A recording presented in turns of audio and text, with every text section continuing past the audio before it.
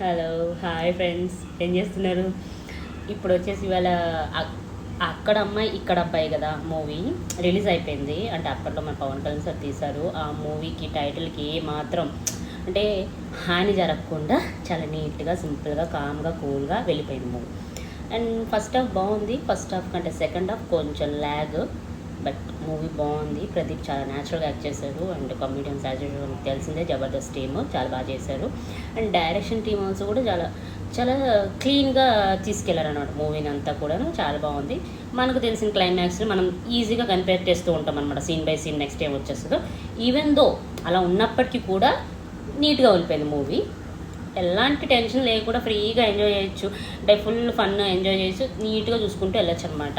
No tensions అనమాట. ఏదో పెద్ద ట్విస్ట్ వచ్చేస్తుంది అలాంటివి ఏం లేవు.